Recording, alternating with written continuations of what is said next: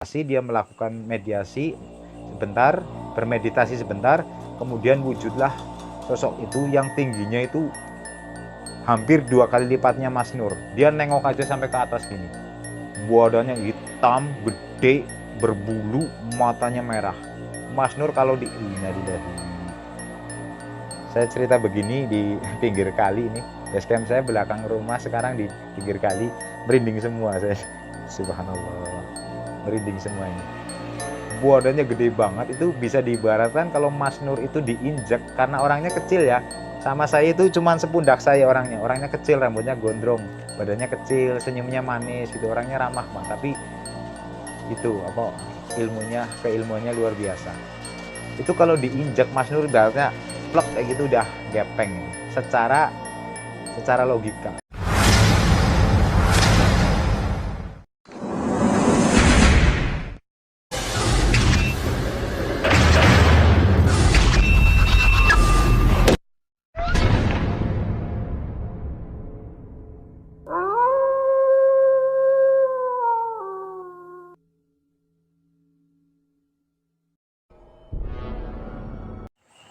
Assalamualaikum warahmatullahi wabarakatuh. Alhamdulillahirrahmanirrahim. Puji syukur kehadirat Allah subhanahu wa ta'ala yang sudah melimpahkan rahmat dan hidayahnya, sehingga pada kesempatan kali ini kita masih bisa berjumpa lagi ya di channel Hanif Story. Salawat dan salam tetap tercurah kepada junjungan kita Nabi Agung Muhammad SAW yang insya Allah akan kita nantikan syafaatnya kelak di yaumil akhir. Gimana kabarnya sedulurku dimanapun kalian berada? Semoga kalian semuanya sehat selalu ya, senantiasa sehat dan dijauhkan dari segala mara bahaya, dan diberkahkan juga rizkinya. Amin amin ya Allahumma amin. Mohon maaf untuk kemarin, saya udah 3 hari atau 4 hari ini ya nggak upload video, karena kemarin habis ceritanya itu lagi agak sibuk ya, banyak kegiatan, hampir tiap malam itu ada kegiatan, dan siangnya juga saya kemarin jualan terus, jadi belum sempat untuk membuat konten ya. Jadi langsung saja, pada kesempatan malam hari ini saya ingin mengangkat sebuah cerita yang bersumber dari seorang sahabat saya sendiri yang bernama Mas Nur. Mas Nur. Sebenarnya kalau boleh oleh beliau itu saya panggilnya Gus Nur sebenarnya, karena beliau itu lulusan pondok ya. Cuman karena orangnya itu rendah hati, pemalu, tapi kalau masalah keilmuan jangan ditanya. Kalau bisa dibilang itu dia itu kalau untuk melawan sosok-sosok gaib itu udah nggak ada mundurnya sejengkal pun gitu.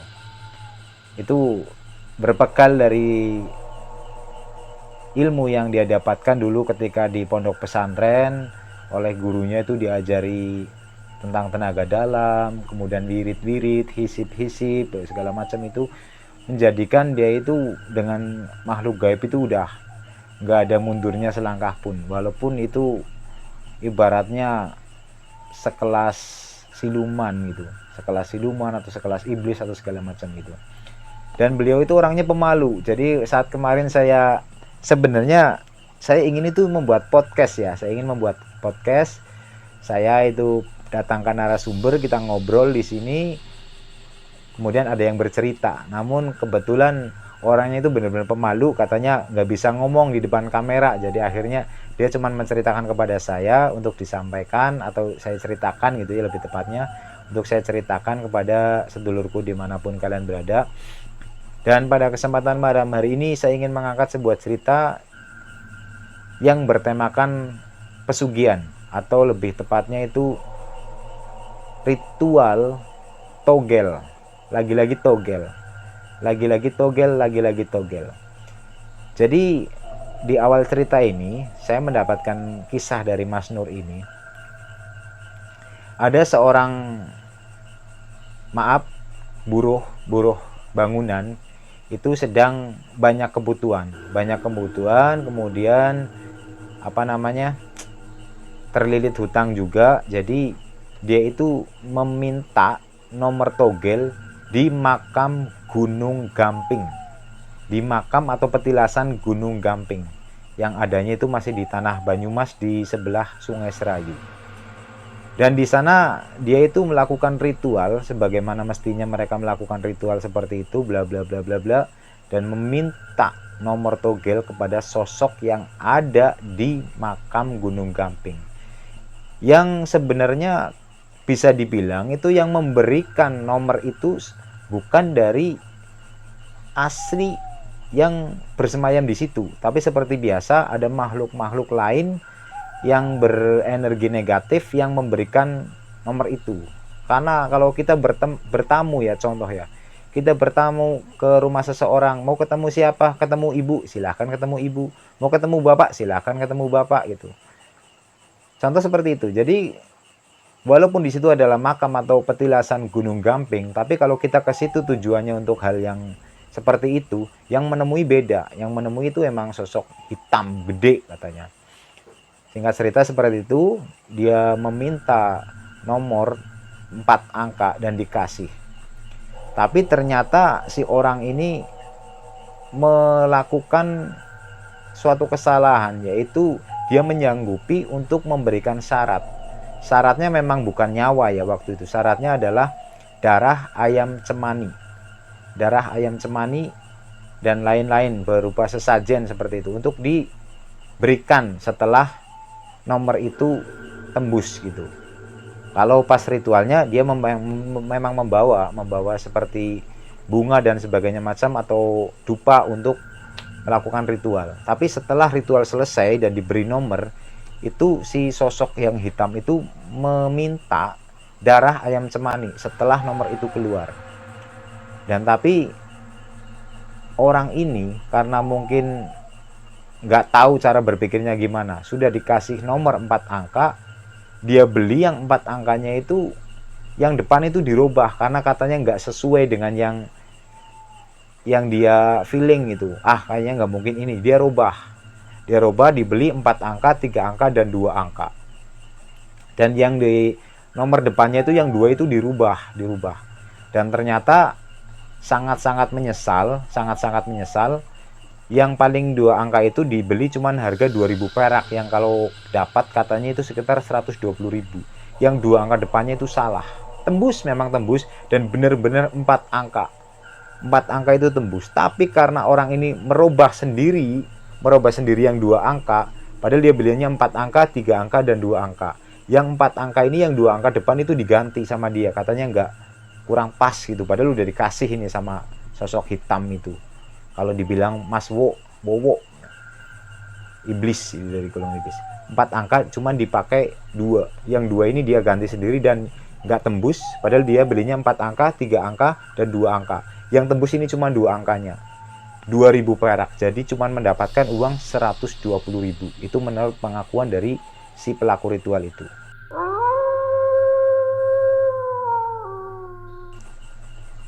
Dan setelah mendapatkan uang 120.000, sudah barang pasti untuk mencukupi kebutuhan dia aja masih kurang. Dan akhirnya syarat yang diinginkan oleh sosok itu seperti darah ayam cemani itu tidak dapat diberikan. Dan akhirnya karena resiko dari si pelaku ritual ini yang tidak dapat memberikan atau mencukupi persyaratan yang sudah dia sanggupi dengan sosok itu, akhirnya berturut-turut atau hampir setiap malam rumahnya itu selalu diteror, didatangi oleh sosok itu, dan di dalam mimpi dia juga diganggu. Di dalam mimpi dia diganggu, rumahnya selalu diteror dengan suara-suara, dengan interaksi-interaksi yang intinya itu sosok itu menagih janji dari yang bersangkutan si pelaku ritual. Itu sampai nyamperin ke rumah. Itu benar-benar udah gila karena apa ya, kita kalau melakukan perjanjian dengan makhluk-makhluk seperti itu kita harus hati-hati ya, dan itu benar-benar terjadi. Si pelaku ritual itu diteror sampai ke rumah. Dan akhirnya singkat cerita, si pelaku ritual itu mendatangi rumah dari Mas Nur untuk meminta tolong untuk diselesaikan masalah ini. Dia bercerita semuanya kepada Mas Nur, dan apa mau dikata semuanya sudah terjadi ya, nggak bisa diulang kembali. Akhirnya Mas Nur kasihan melihat orang ini ketakutan, tiap malam ketakutan. Jadi akhirnya Mas Nur itu mendatangi lokasi Gunung Gamping untuk istilahnya bernegosiasi dengan si sosok itu. Dan saya sempat bertanya, apakah nggak bisa dikerjakan dari rumah? Ibaratnya nggak perlu ke lokasi itu. Saya bertanya seperti itu. Cuman jawaban dari Mas Nur di situ, kita kan datang ada perlu untuk mendamaikan. Alangkah baiknya kalau kita datang ke lokasi rumahnya atau tempat tinggal dia langsung gitu. Jadi akhirnya Mas Nur singkat cerita menolong si pelaku ritual ini, dan dia datang ke tempat ritual itu di makam atau petilasan Gunung Gamping yang ada di sebelah Sungai Serayu.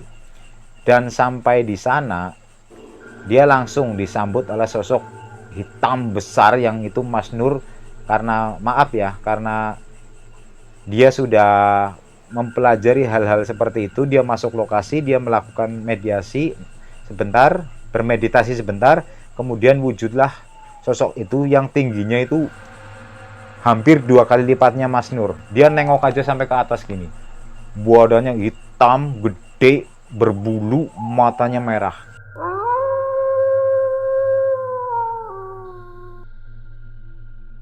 Mas Nur kalau di innalillahi. Saya cerita begini di pinggir kali ini.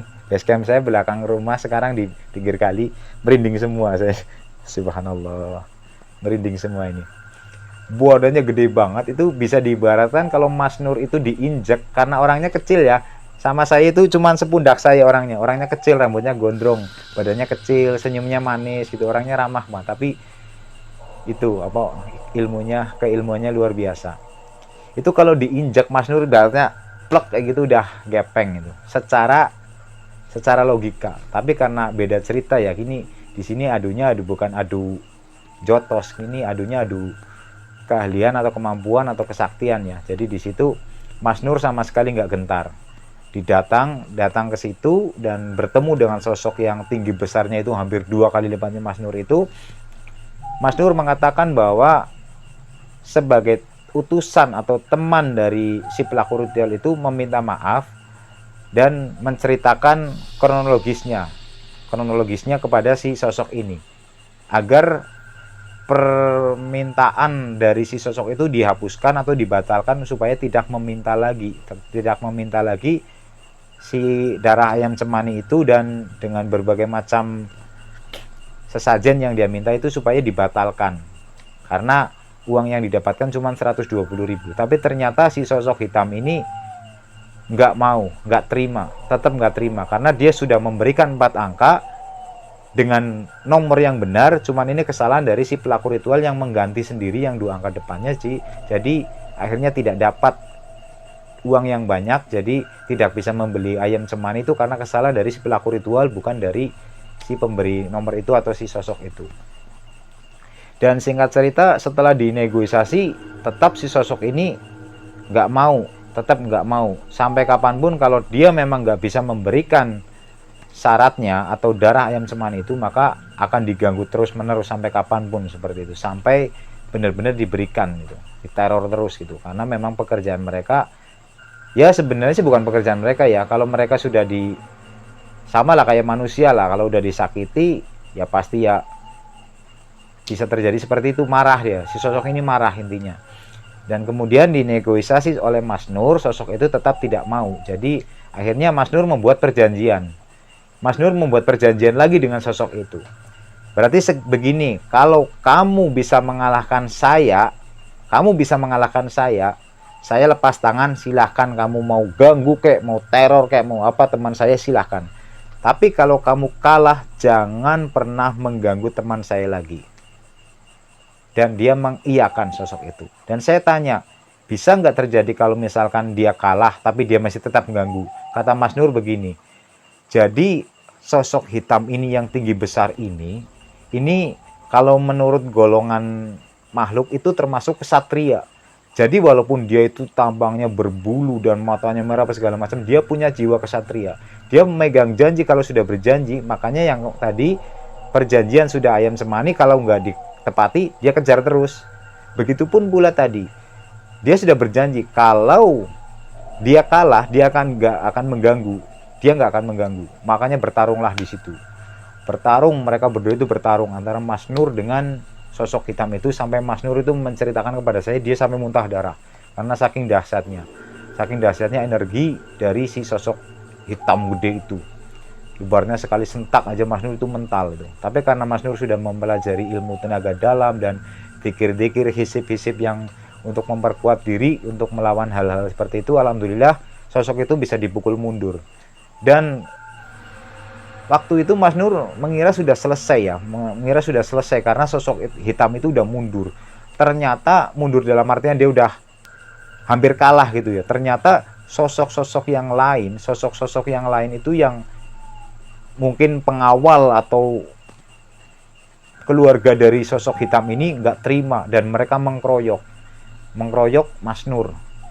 Itu benar-benar Mas Nur cerita kepada saya pengalaman yang paling nggak enak bertarung dengan makhluk gaib di situ, di tempat itu. Benar-benar itu Mas Nur dikeroyok. Ya Allah ya Rabbi, saya kalau cerita kayak ini aku merinding semua. Dikeroyok, dan alhamdulillah dengan izin Allah Mas Nur bermujahadah kepada Allah karena tujuan dia itu datang ke situ untuk baik-baik, untuk bernegosiasi agar tidak mengganggu lagi, tapi ternyata di situ diserang bertubi-tubi dari berbagai penjuru. Tapi alhamdulillah atas izin Allah Mas Nur bisa mengalahkan sosok itu semuanya, dan si sosok hitam itu akhirnya mengakui kekalahannya dan berjanji tidak akan mengulangi atau tidak akan mengganggu lagi si pelaku ritual itu. Selesailah sudah misi Mas Nur, dan dia kembali dengan tubuh yang sudah kehabisan energi, dia sempat muntah darah segala macam itu. Pulanglah dia bersama dengan si pelaku ritual yang menunggu jauh dari tempat itu. Pulang dan akhirnya pelajaran dari Mas Nur disampaikan kepada si pelaku ritual. Sepusing apapun, seberat apapun masalahnya, jangan sampai kamu melakukan hal-hal seperti ini lagi. Sebenarnya saya nggak ada urusan mau kamu diganggu kek, mau kamu apa kek, segala macam itu nggak ada urusan sama Mas Nur, karena di situ memang Mas Nur nggak pernah menyuruh, nggak pernah apa, tiba-tiba orang ini melakukan ritual dan akhirnya minta tolong kepada Mas Nur.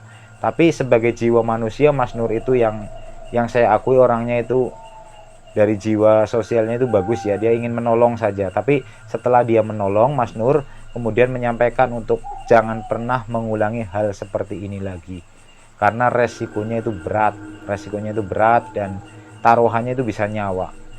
Sebenarnya kalau dibilang Mas Nur itu membahayakan diri sendiri ya, karena dia itu datang ke lokasi itu ibaratnya kita menyatakan genderang perang kepada makhluk seperti itu, dan di tempat itu sendirian tanpa teman yang menemani untuk melawan. Itu sendirian Mas Nur hebatnya. Makanya dia bercerita kepada saya bahwa pengalaman dia selama di tempat-tempat yang mau angker bagaimanapun, di tempat itu makam Gunung Kamping yang berada di sebelah Sungai Serayu, yang paling membuat dia itu hampir kehilangan nyawa di situ, yang sampai dia itu benar-benar luar biasa banget. Alhamdulillah sampai saat ini beliau masih sehat, dan sekarang beliau sudah meninggalkan semua hal-hal yang seperti itu. Dia sudah nggak pernah lagi untuk datang-datang ke lokasi-lokasi seperti itu dulu. Untuk ya dulu lah waktu masih muda, anaknya masih kecil, katanya sering datang-datang ke tempat itu untuk mencari benda-benda pusaka, untuk menambah kesaktian apa segala macam. Tapi sekarang anaknya udah gede-gede dan dia udah fokus kepada keluarga, untuk mencari nafkah buat keluarga, dan semua makhluk-makhluk yang mengikuti dia tadinya itu udah dilepaskan semuanya, dibebaskan semua, dan sekarang dia udah pengen menjadi seperti orang yang biasa. Cuman ya kadang-kadang hal-hal seperti itu masih ada, yang kadang-kadang ada yang datang itu di atap letak itu ada benda-benda apa itu, tapi sama dia udah nggak pernah dihiraukan, itu udah nggak pernah kayak dulu dikoleksi. Saya pernah dikasih tahu itu di kantong hitam sama kantong putih. Saya menanyakan, ini bedanya apa kantong putih dan kantong hitam itu? Kalau yang kantong putih ini yang energinya nggak jelek-jelek banget. Kalau yang ganas-ganas nih kantong hitam itu, ada keris kecil, ada batu, ada cincin, ada segala macem lah banyak. Itu dulu koleksinya banyak banget itu Mas Nur. Tapi sekarang udah dibuang semuanya, beliau ingin hidup apa adanya dan sekarang fokus ke keluarga. Dan sekarang itu dia dagang itu apa namanya, jagung muda. Dia membeli jagung muda kepada petani-petani dan dijual lagi dikeret itu ya, bikin lentreh kemudian dijual di pasar gitu. Sekarang dia udah fokus di keluarga, nggak pernah main-main gituan lagi. Makanya kemarin saya sempat datang ke rumah Mas Nur itu, mengajak, yuk Mas kita explore lagi ke tempat-tempat angker. Terus dia apa yang berinteraksi, saya yang tinggal tukang syuting gitu.